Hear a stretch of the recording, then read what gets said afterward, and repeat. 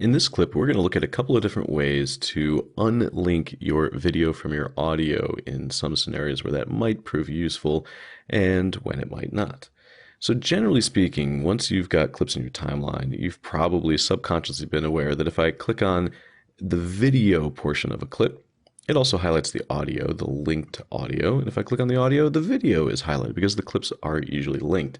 And so if I pick a clip up and move it, both the video and the audio move. Now, this is probably what you want in 97% of scenarios, if not more for some of you. However, there are a couple of ways to turn off this linking. Per clip, I can right-click on a clip and select Unlink.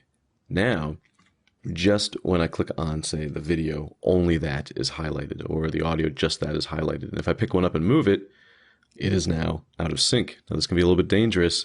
There aren't all that many scenarios where you want this, but sometimes you do want to detach video from the audio, especially if maybe if it wasn't a talking headshot and you're just trying to use ambient audio someplace else rather than the original video it was attached to. But I'm going to go ahead and undo this, and to reattach them, I'm going to highlight both, right-click, and choose Link. If you're feeling particularly gutsy and you want to turn off linking at the entire sequence level, you can click on this little button right here where it says Linked Selection. If this is off, this totally deactivates linking across the entire sequence. No matter where I click, linking has now been deactivated. In most cases, again, this is probably not what you want on a regular edit scenario. Again, it's a little bit more of a niche use, so be careful with this. If you ever notice that you're dragging clips around and the video and audio are not moving in sync with one another, go ahead and check out this button. This is usually the culprit, and turn it back on. Now, my favorite way to de-link video and audio is with a keyboard shortcut. It's the most surefire way to do it, to make sure you know when you're using it and you haven't, say, accidentally toggled link selection off or done it on purpose but forgot to toggle it back on. You can temporarily override linking of a clip with the Alt and or Option key, depending on if you're on Mac or Windows. Now, great use for this, for example, is getting rid of unwanted, maybe audio, for example. I've decided that I don't need the audio on these clips. This is more of an image montage, and I want to kill these clips entirely.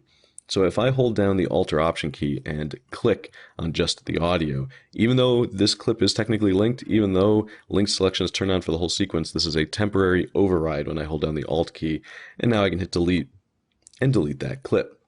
And I'll also Alt-click on here and delete the audio from there as well. In most cases, especially if you're newer to Premiere, that's going to be the safest way to do it. Now, the last thing I want to show you is this little button here called Toggle Sync Lock, which goes underutilized and overlooked often.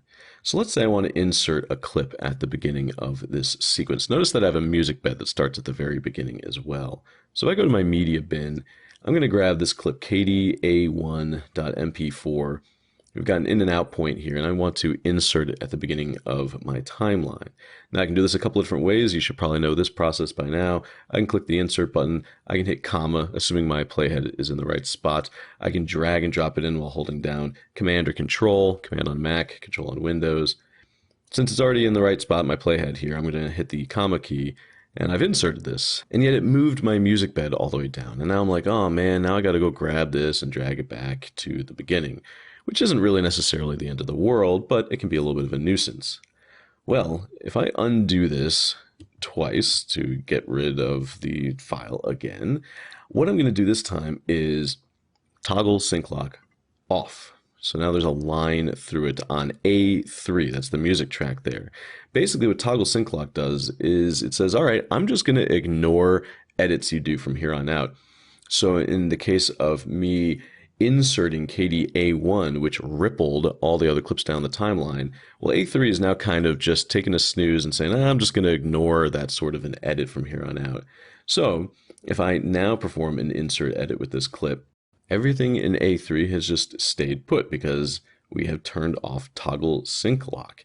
Now, be careful with this. This is usually something you probably want to leave on the majority of the time for most tracks, but this is one scenario where if you just say, well, I know I want my music track to kind of stay put no matter how I might be inserting and adding other clips into my timeline, then that might be a situation where you turn it off. Most of the time, you probably want it on. So there's a quick look at a variety of ways to temporarily unlink your video and audio.